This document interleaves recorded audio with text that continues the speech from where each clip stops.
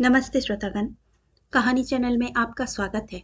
आइए सुनते हैं मालती जोशी जी की कहानी एक कर्ज एक अदायगी। दिसंबर की एक सर्द शाम थी। हॉस्टल में 7 से 9 वाला पढ़ाई का घंटा चल रहा था। वातावरण में एक सुखद शांति व्याप्त थी। दिन भर की आपाधापी के बाद मैंने भी अपने को आराम कुर्सी की गोद में डाल दिया था। पैरों पर हल्का ऊनी शॉल था और हाथ में हर्मिना ब्लैक की गोल्डन मून ऑफ अफ्रीका पुस्तक। तभी लगा दरवाजे पर कुछ खुसर पुसर हो रही है। पुस्तक पर से नजरें हटाए बिना ही मैंने कहा, यस कम इन। रोहिणी और सुजाता ने डरते डरते प्रवेश किया। कहो।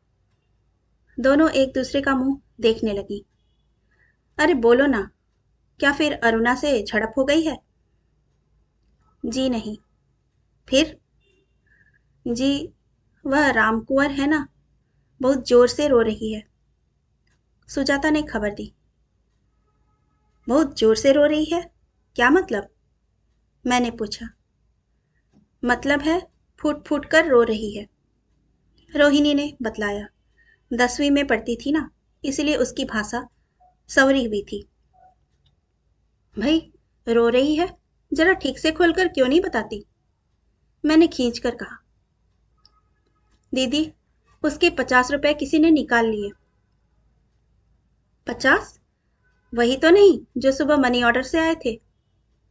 जी हाँ, मनी ऑर्डर लेकर उसने जल्दी में डेस्क में ही रख दिया था। स्कूल की बस आ चुकी थी ना, इसीलिए। पागल है, मेरे पास रख जाती। उसे कहो ठीक से देखे, किसी किताब में रख दिए होंगे। शाम से लेकर अब तक सारी किताबें कॉपियां देख डाली है, बिस्तर और संदूक तक नहीं छोड़े, सुजाता ने कहा। अच्छा जाओ, उसे मेरे पास भेज दो, मैंने उकता कर कहा। इतना अच्छा प्रसंग चल रहा था, इन लोगों ने उपन्यास का सारा मजा किरकिरा कर दिया। दोनों दरवाजे तक गईं। रोहिणी ने ठिठक कर कहा, दीदी, हम कमरे में रहने वाली लड़कियों पर तो कोई शक नहीं करेगा? उसका चेहरा बड़ा करुण हो गया था। बड़े बाप की बेटी थी, स्वाभाविक था। दैट वी विल सी, तुम उसे भेज दो। वे दोनों चली गई। अब मुझे रामकुंवर की प्रतीक्षा थी। सुबह मनी ऑर्डर लेते समय उसका श्यामल चेहरा खुशी से कैसा खिल उठा था, मुझे भूला नहीं था। अगले हफ्ते ही हायर सेकेंडरी की परीक्षा के फॉर्म भरने थे। उसे विश्वास नहीं था कि फीस की रकम 48 रुपए उसका मिडिल पास चपरासी भाई एक साथ भेज सकेगा। मैडम ने उसे आश्वासन दिया था कि फीस की व्यवस्था हो जाएगी, फिर किस्तों में अदा होती रहेगी। मुझे सचमुच उस व्यक्ति की नीच मनोवृत्ति पर बड़ा क्रोध आया, जिसने रामकुंवर के पैसों पर हाथ साफ किया था। जनजातियों के लिए सुरक्षित छात्रवृत्ति के सहारे वह हमारे यहाँ पढ़ रही थी। हर महीने घर से आने वाले 10-15 रुपयों के साथ वह तेल, साबुन, कॉपी, पुस्तकों का खर्च बड़ी कुशलता से चलाती थी, और तारीफ यह थी कि माथे पर शिकन तक नहीं। लेकिन यह नुकसान सचमुच बहुत बड़ा था, इसीलिए उसके धीरज का बांध टूट पड़ा था। 5-10 मिनट बीते होंगे कि रामकुंवर दरवाजे पर थी। सीधे पल्ले की साड़ी में सिर और हाथ ढके वह गठरी सी बनी हुई थी। तुमने फिर स्वेटर नहीं पहना ना? मैंने पूछा। स्वेटर मैं स्कूल में पहनती हूँ, दिन रात पहनने से गंदा हो जाता है, उसने दबी आवाज में कहा। उसका यह उत्तर भी रटा हुआ था, पर कर्तव्य के नाते मुझे कभी कभी टोकना भी पड़ता था। ज्यादा जोर देती तो यही कहती, यहाँ चादर ओढ़ने से भी काम चल जाता है, या यह कि हम लोग गांव के हैं, इतनी सर्दी हमारे लिए कुछ भी नहीं है।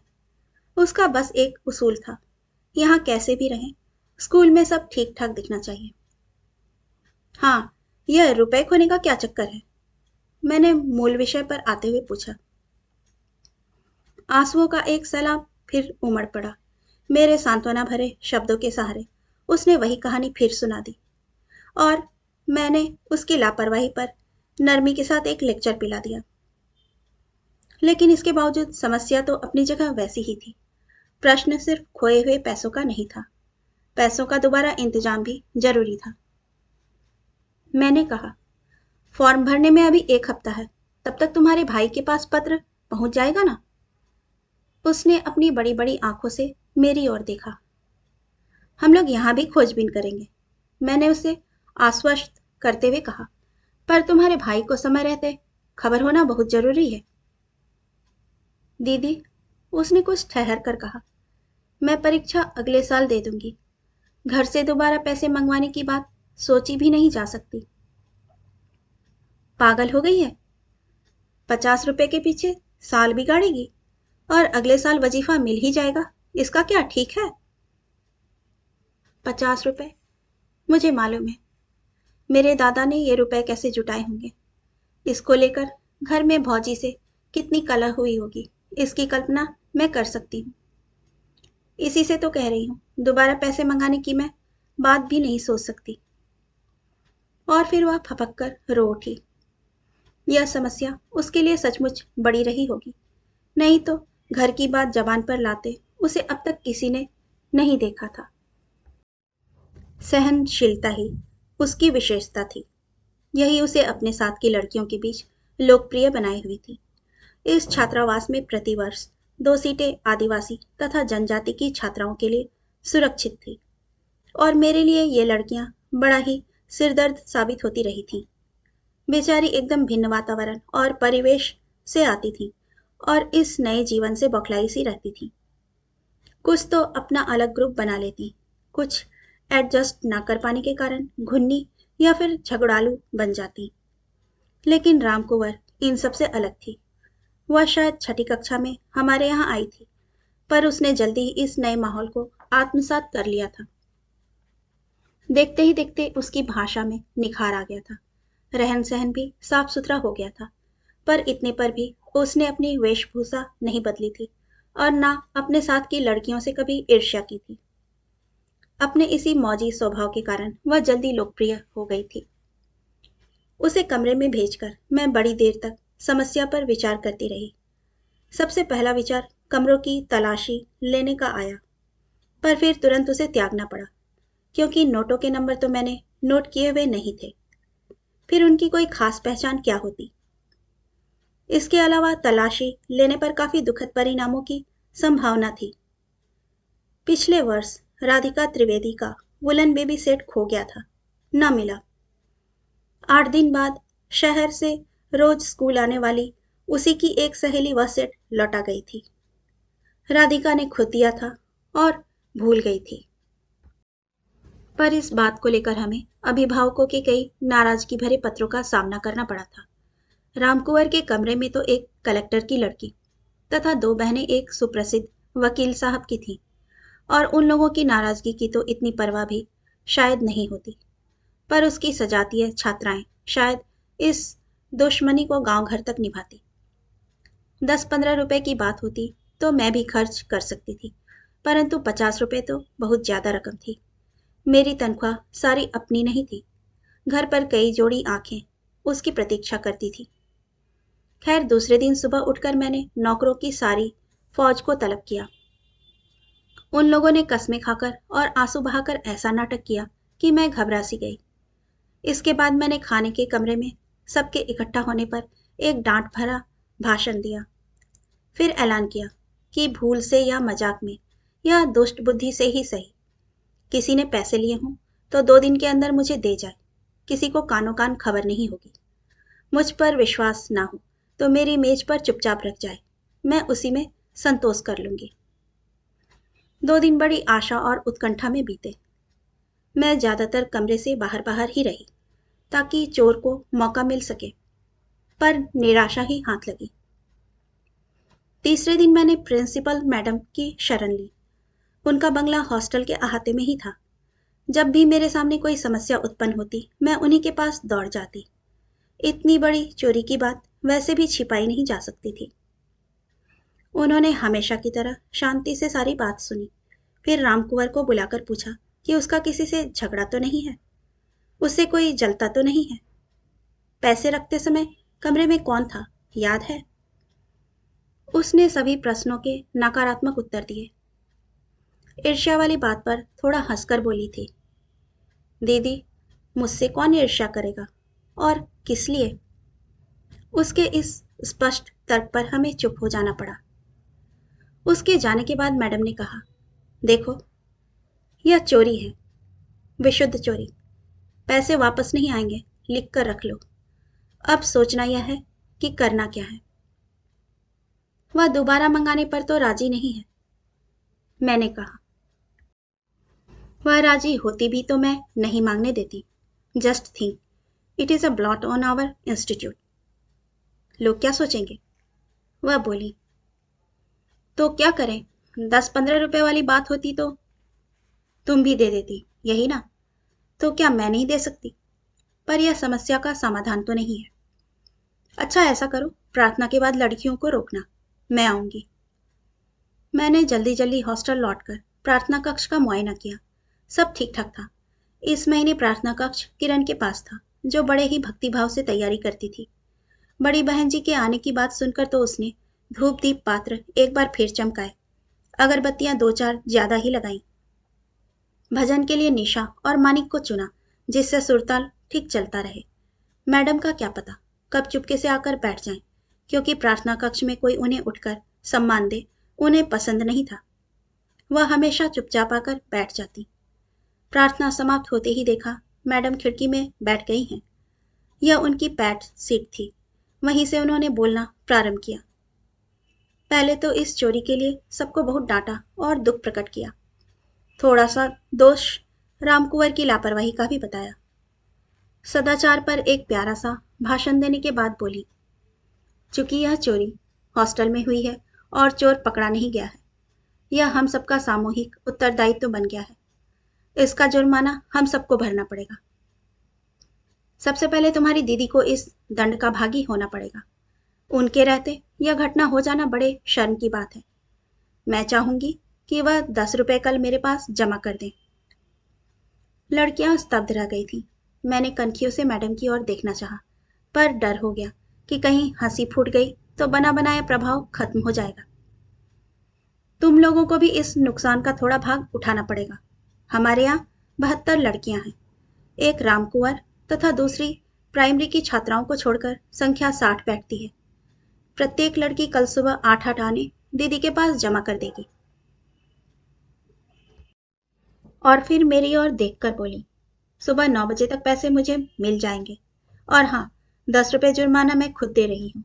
मेरे अनुशासन में जरूर कहीं कमी रही होगी, तभी आप लोगों को ऐसी शरारत सूझी है। आशा है भविष्य में मुझे भारी जुर्माना नहीं भरना पड़ेगा।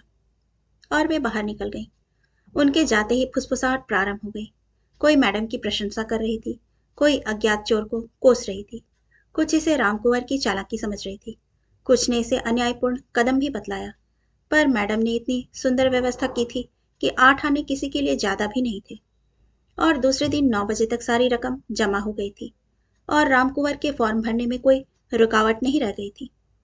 लेकिन उस रात मैडम के भाषण के बाद रामकुंवर के चेहरे पर जो विषाद के बादल उतर आए थे, वे नहीं हट सके।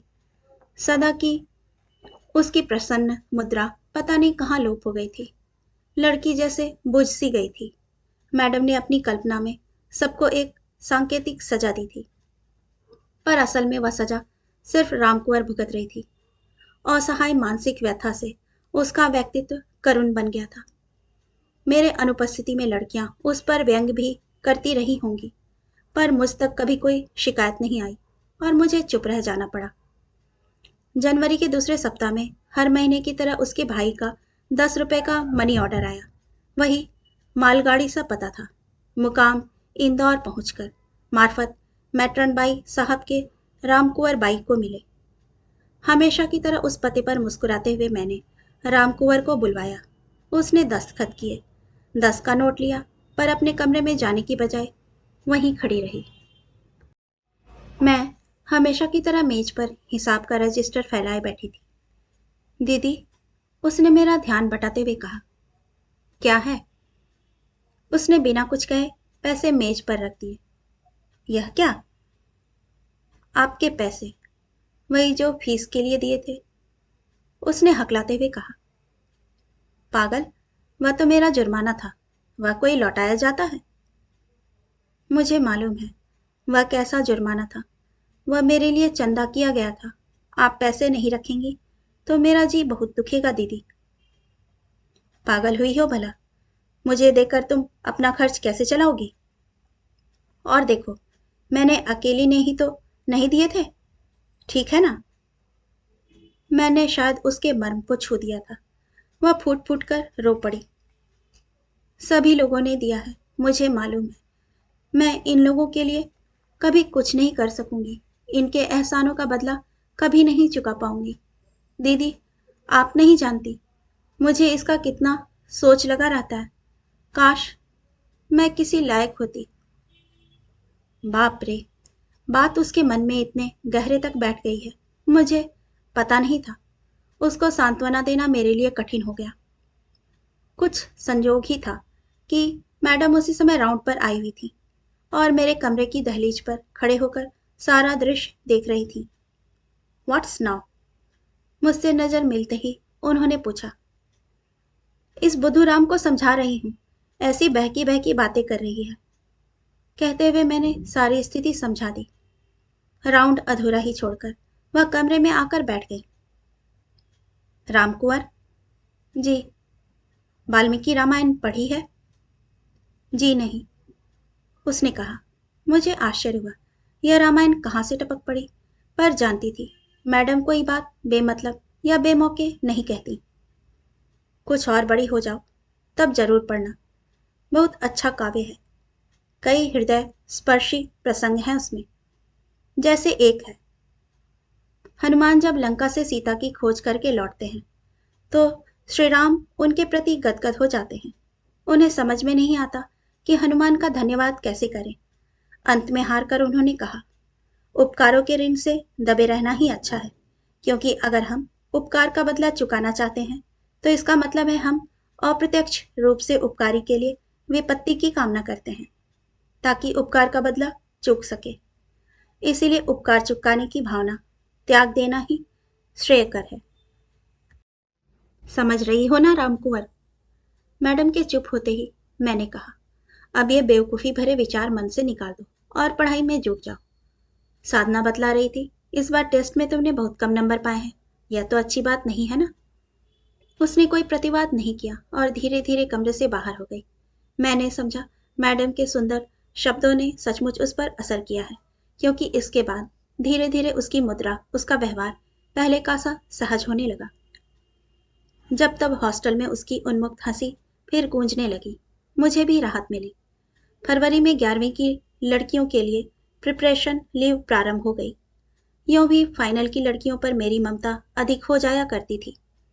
फिर इन छुट्टियों में तो अच्छा खासा राम राज्य स्थापित हो जाता था। 24 घंटे तो पढ़ना नामुमकिन ही होता है। बस वे लोग दिन के 2 बजे तक मुश्किल से चुप रहती। फिर तरह तरह के नाश्ते बनते या मंगाए जाते, छोटे मोटे प्रहसन के स्वांग रचे जाते।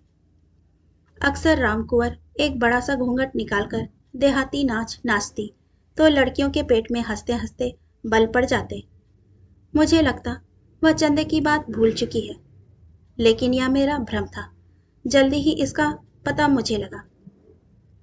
छोटी क्लास की एक लड़की पता नहीं कहाँ से मम्स की सौगात ले आई और देखते ही देखते छात्रावास में बीमारों की रिले रेस शुरू हो गई। फूले फूले गालों वाली इस सेना की तीमारदारी करते करते मैं और दूसरा स्टाफ हाँफ सा गया। लाख कोशिशों के बावजूद हमें प्राइवेट नर्सें न मिल सकी और मैडम सरकारी अस्पतालों के नरक में लड़कियों को भेजने के लिए तैयार ना हुई। इस बीच एक दिन रामकुंवर ने मुझसे कहा, दीदी मुझे अपना हाथ बटाने दीजिए। मैंने हमेशा की तरह मीठी फटकार के साथ कहा, परीक्षा तुम्हारी सिर पर है, पढ़ने के लिए समय वैसे ही पूरा नहीं पड़ रहा, और फिर इन्फेक्शन अगर हो गया तो? आप इन्फेक्शन की चिंता मत कीजिए, मैं इन लोगों की तरह नहीं हूँ। मुझे आज तक कभी बुखार तक नहीं आया। रही पढ़ाई की बात, सो फर्स्ट क्लास मेरा ना कभी आया है ना आएगा। सेकेंड डिवीजन की गारंटी। मैंने फिर भी अस्वीकृति में सिर हिला दिया तो वह धरना देकर बैठ गई। ठीक है, मैं भी नहीं पढ़ूंगी, चाहे फेल भले ही हो जाऊं। उसकी इस अनोखी जिद की मैडम के पास शिकायत पहुंची। हमेशा की तरह उन्होंने शांति से समस्या को समझा और कहा, जया, उसके अवचेतन में सबके लिए कुछ ना कुछ कर सकने की बात घर कर गई है। उसका दिल मत तोड़ो। उससे कहो कि वह अपनी क्लास की लड़कियों की पढ़ाई में मदद करे। यह व्यवस्था सभी ने पसंद की। बस रामकुंवर जैसे वार्ड की ही होकर रह गई। दिन भर हिंदी अंग्रेजी इतिहास के प्रश्नोत्तर पढ़ती, किसी की फरमाइश पर साइंस तक दोहरा डालती, यद्यपि यह उसका विषय नहीं था। कभी किसी के डेस्क से कोई कॉपी ढूंढ लाती, कभी किसी के लिए लाइब्रेरी की पुस्तकों से नकल कर देती। इसके साथ साथ ही मनोविनोद के लिए पत्र पत्रिकाओं का परायण होता। दवाई देना, मौसमी का रस निकालना, बुखार देखना, सिर पर बाम मलना भी साइड बिजनेस की तरह चलता रहता। परीक्षा प्रारंभ होने तक सब बिस्तर छोड़ चुकी थी। फिर भी बीमारी के दिनों में जो पढ़ाई हुई, उससे उन्हें बहुत सहारा मिला।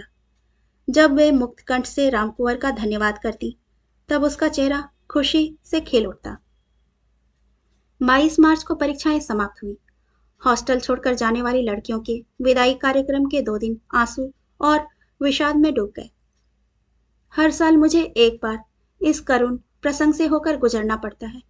ठीक कन्या की विदाई का दृश्य याद आ जाता। पर भूल कर भी यह इच्छा न होती कि ये लोग फेल होकर दोबारा पढ़ने के लिए आए। रामकुंवर को जाने की कोई जल्दी नहीं दिखाई दी। पूछ रही थी, दीदी, मैं 3-4 तारीख तक जाऊं तो कोई ऐतराज तो नहीं है? मुझे क्या ऐतराज होगा, पर बोर हो जाओगी। तुम्हारी साथ वाली तो जाएंगी। जाने दीजिए, मुझे यह जीवन फिर कहाँ मिलेगा, इसीलिए ज्यादा से ज्यादा यहाँ रह लेना चाहती हूँ। मेरा मन भर आया। मेरी सम्मति लेकर उसने भाई को 4 अप्रैल को आने के लिए लिख दिया। फिर आकर बोली, दीदी, और लोगों की परीक्षाएं तो अभी बाकी है ना, मैं इनका कुछ काम बटा लूं? पता नहीं क्या सोचकर मैंने हाँ कर दी। तब वह आश्चर्य मेरे सामने आया। 3 कदमों में पृथ्वी नापने वाले वामन की कथा तो कई बार सुनी थी, पर 2 हाथों से सारा हॉस्टल व्याप लेने वाला आश्चर्य अपनी आंखों से देखा। पहले तो उसने हॉस्टल के सारे नियमों को ताक में रखकर आशा से भोजन कक्ष का, मीना से प्रार्थना कक्ष का, सुलभा से घंटी बजाने का सारे काम अपने हाथ में ले लिए। सुबह सवेरे 5 बजे उठकर बैठ जाती और रात को आखिरी घंटी बजाकर 10:30 पर सोती। छोटी लड़कियों की चोटी कर देती, बिस्तरें साफ करती, फिर उनको हिसाब के सवाल समझाती हुई मेरे लिए कुर्सियों के कवर काटती। मैं कहती, छोकरी, जरा आराम किया कर। दीदी, घर जाकर आराम ही तो करना है, वह उत्तर देती। उस दिन कवर्स तैयार हो गए थे। उसने कुर्सियों को झाड़ पोंछ कर नए कवर्स लगाए, नया मेज पोश बिछाया। फिर मेज की दराज को ब्रासों से चमकाने बैठ गई। मैडम उस दिन काफी अरसे बाद राउंड पर आई थी। शायद कहीं एग्जामिनर बनकर गई थी। वह कमरे के सामने से गुजरी तो ठिठक गई। क्या बात है जया, कमरा तो तुम्हारा एकदम चमक रहा है। जी, यह सब रामकुंवर की करतूत है। उसे डर है कि मैं उसे भूल जाऊंगी, इसीलिए मेरी अलमारी से लेकर सारे कमरों के दरवाजों तक को इसने अपने रंग में रंग दिया है।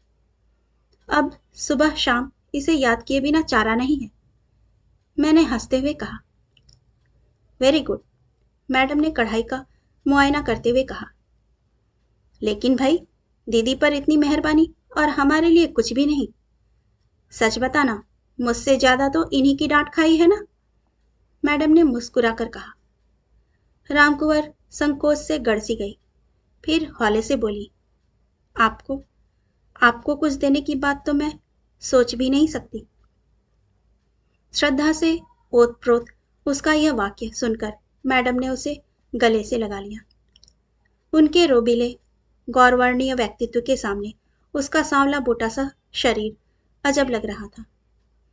मैडम ने भर्राए कंठ से कहा, हम तो अपनी रामकुंवर को इसलिए याद रखेंगे कि उसने हमें कुछ नहीं दिया। और उन्होंने उसका माथा चूम लिया। मैडम को इतना भावेबल होते मैंने पहले कभी नहीं देखा था। कहानी सुनने के लिए आपका धन्यवाद।